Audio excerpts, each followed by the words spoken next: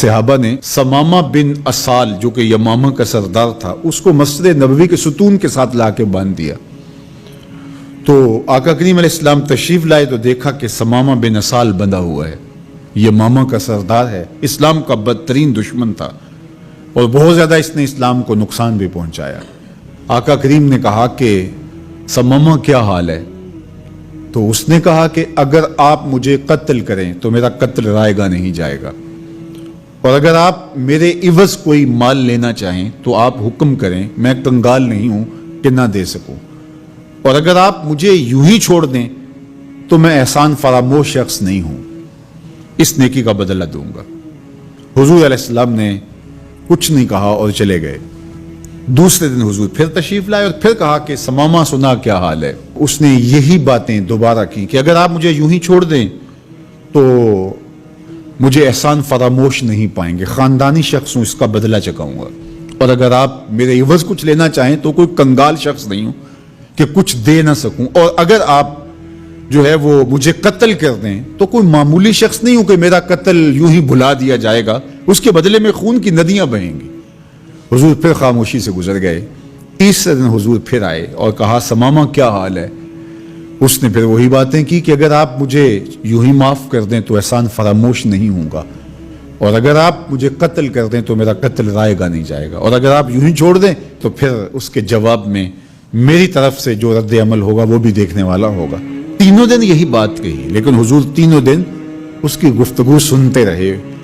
اچھا موقع ہے, ایک شخص آیا ہے اور بدترین دشمن ہے, اس کی کونسلنگ کی جائے, اس کو سمجھایا جائے, لیکن ساری باتیں باتوں سے نہیں ہوتی, کچھ نگاہوں کے فیصلے بھی ہوتے ہیں.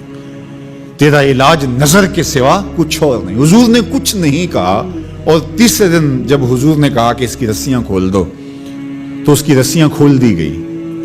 تو وہ باہر جاتا ہے, قدم اندر کو اٹھتے ہیں.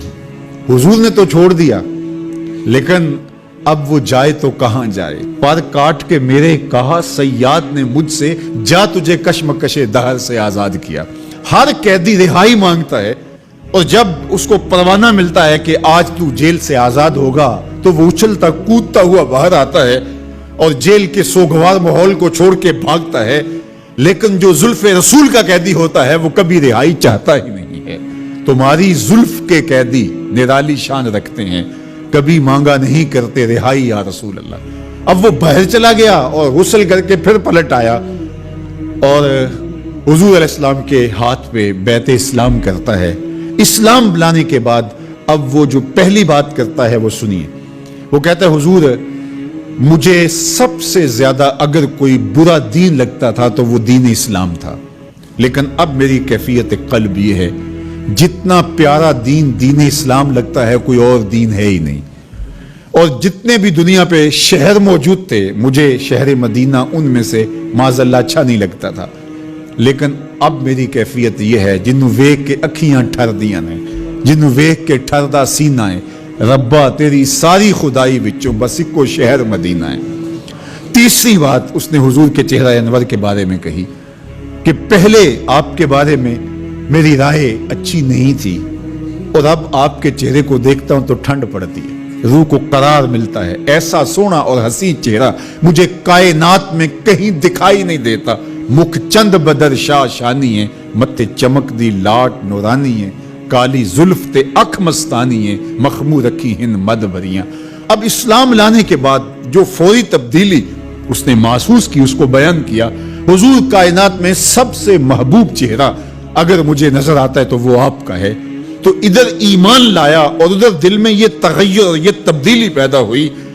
تو ایمان کے ساتھ جڑی ہوئی محبت ہے, جب محبت ہوگی تو پھر ایمان ہوگا, اور اگر محبت نہیں ہے تو ایمان کی نفی کر دے گی. لا یؤمن احدکم حتی اکون احب الیہ من والدہ و والدہ والناس اجمعین. محمد کی محبت دین حق کی شرط اول ہے, اسی میں ہو اگر خامی تو سب کچھ نامکمل ہے. تو محبت حضور علیہ السلام کی یہ تقاضۂ دین ہے.